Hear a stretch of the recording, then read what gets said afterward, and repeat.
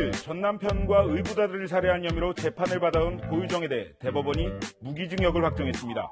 고유정 외에도 부녀자 2명을 살해한 최신종과 인제에서 벌어진 묻지마 살인 사건을 비롯해서 유독 이번 주에 무기징역 선고가 많았는데요.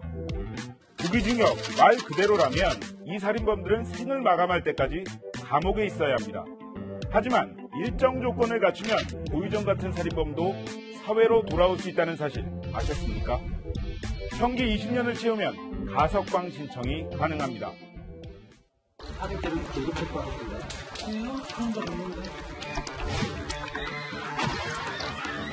좋은 돈을 써서 몇십 년 살다가 다 습관될까봐. 그럼 저희 앞으로 지금 그래야 됩니다. 네, 최석호 기자 먼저 고유정 사례를 짚어보겠습니다.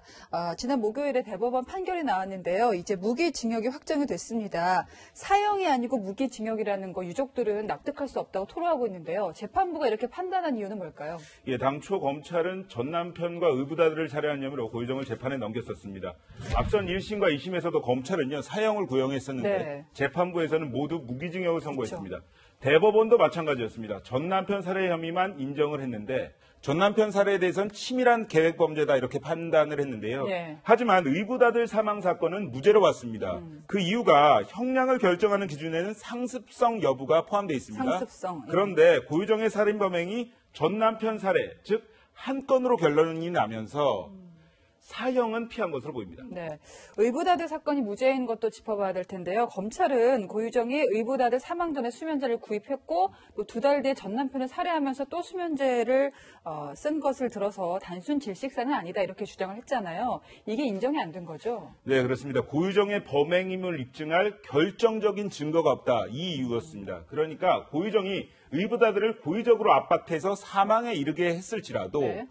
함께 잠을 자던 친아빠의 다리에 눌려서 숨졌을 가능성, 이것도 배제할 수 없다는 이야기입니다.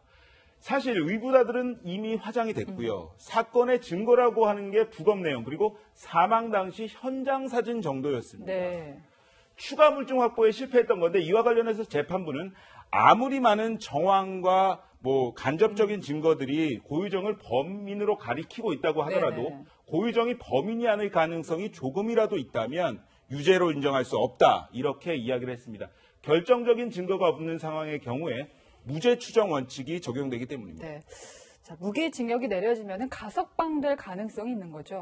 네, 그렇습니다. 사형과 무기징역 다른 점이 결정적 차이점이 있습니다. 석방 가능성입니다. 석방 가능성. 형이 확정된 사형수 같은 경우에는 네. 가석방, 조기 석방이 불가능합니다. 하지만 고유정 같은 무기수의 경우에 20년 이상 복역을 한다면 네. 가석방 심사 대상이 될 수가 있습니다.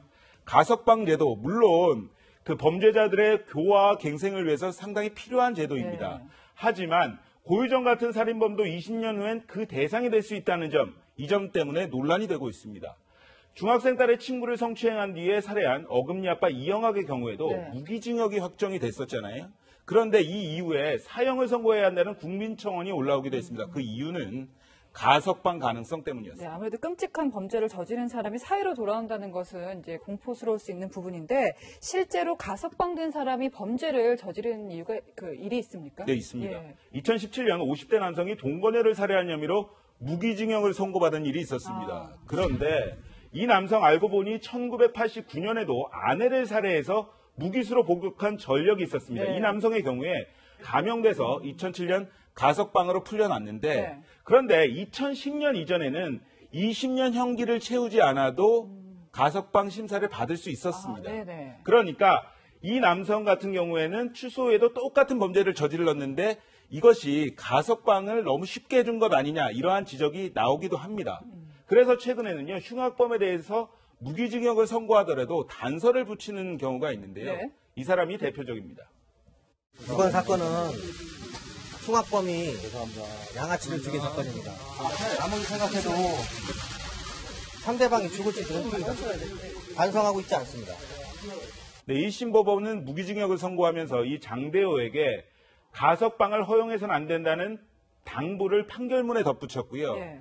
최근 이제 무기징역 판결이 내려진 최신종 여성 네. 2명을 살해한 사람이죠. 무기징역을 내리면서 30년 위치 추적 장치를 부착하라 이렇게 명령하기도 했습니다. 네, 사건을 보다 최석호 기자였습니다.